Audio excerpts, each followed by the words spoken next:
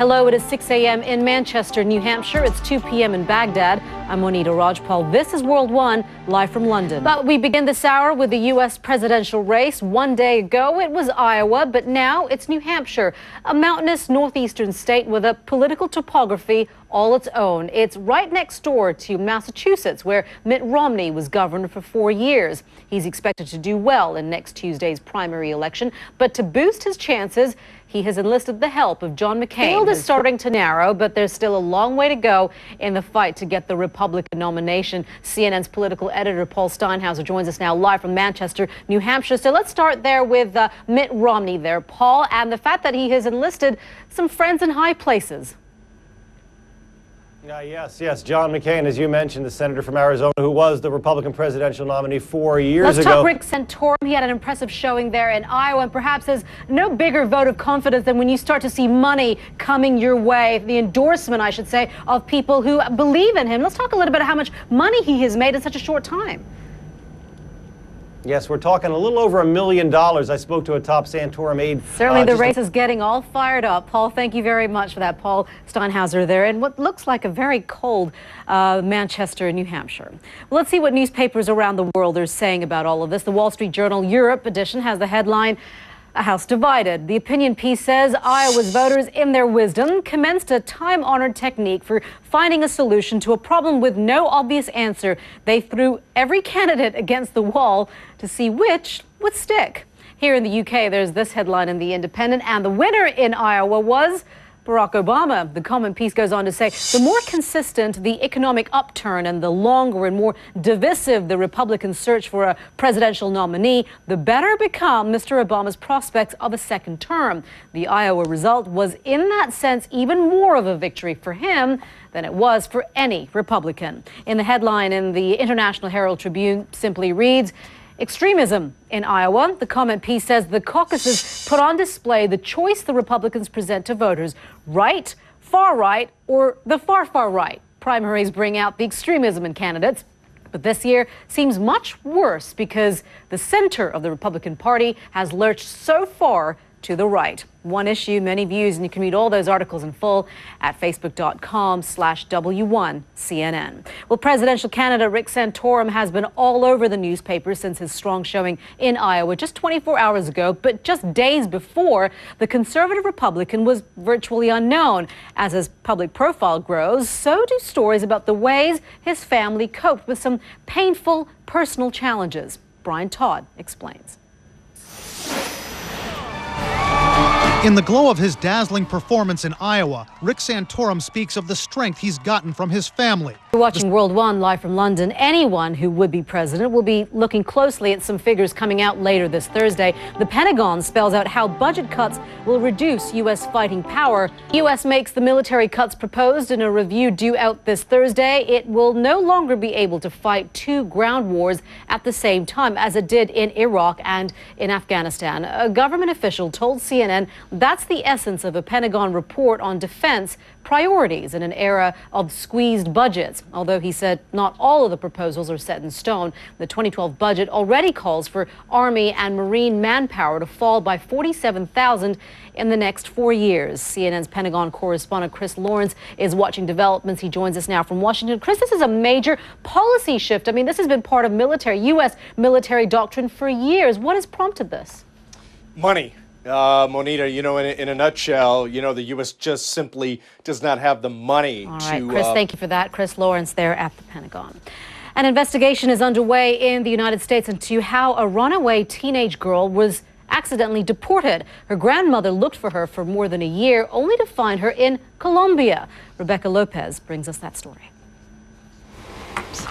Well, CNN has received a response from ICE, and again, that's the Immigration and Customs Enforcement Agency. It says ICE takes these allegations very seriously. At the direction of the Department of Homeland Security, ICE is fully and immediately investigating this matter to expeditiously determine the facts of this case. This is World One, live from London. In the United States, a spate of fires in Los Angeles seems to have come to an end. Earlier this week, police arrested a man who is also under investigation in Germany for the same type of crime. Casey Wyan brings us the details. Approximately 24 hours before the worst arson spree in Los Angeles since the 1992 riot. More than 100 people are missing in a remote area of the southern Philippines after a landslide caused by heavy rain early on Thursday. Now on the weather situation and the landslide there in the Philippines, let's go to our meteorologist Jennifer Delgado at the World Weather Center. Jen. Hi, Monita.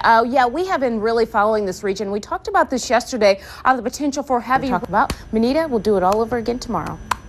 I look forward to that. Keeps it exciting. Yes. Jen, thank you very much. The people versus the pirates. We speak to a British lawmaker about proposals to tackle Somali criminals on the high seas. How much force can you use when tackling pirates on the high seas? That's the question British lawmakers want answered as they try to find a solution to a growing problem for sailors and ship owners. The most dangerous sea area in the world is off the coast of Somalia, as you see there. Now, according to a British Foreign Affairs report out today, Somali pirates have extracted, let's see here, some $300 million over the past 4 years. Now, in 2001, as much as 2011, I should say, as much as $135 million was paid. Last year set a new record for the number of attacks and hostages taken. Then when we look at individual payouts, they have also hit new highs. In 2007, the average ransom was $600,000 per ship. Last year, it was $4.7 million. Now, the report says, let's go here. The report says that even if pirates are captured, about 90% of them are released without charge. Now, in October, the UK announced that British merchant ships would be able to carry armed guards, but the committee of lawmakers behind today's report wants clearer rules on what force the guards can use. The committee chairman is Richard Ottaway. He joins us now live from our studios in Westminster. Sir, thank you very much for being with us. First of all, what are the current rules when it comes to arming ships and what kind of force can be used? Well, the law for any ship is the law of the flag. So a British vessel flying the British flag will be subject to UK domestic law. Ottaway, sir, thank you so much for your time. We appreciate it. You're watching World One live from London. What is happening in Manchester? Australia's batsmen continue to pile on the misery for India in the Sydney cricket test, but as Alex Thomas is here to explain, Michael Clark put the team before individual glory on day 3 of the match. I guess he takes the whole "there is no I in team." Exactly. But there is a me. There is a me.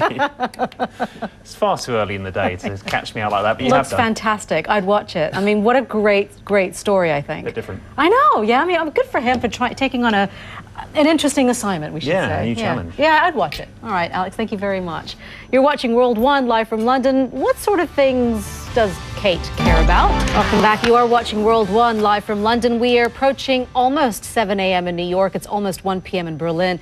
And it is almost 9 p.m. for you in Tokyo. London was the venue Wednesday night for the European premiere of a much anticipated movie about Britain's one and only female prime minister. U.S. actress Meryl Streep plays Margaret Thatcher in The Iron Lady. CNN's Neil Curry was at the premiere and says Streep's performance is spot on.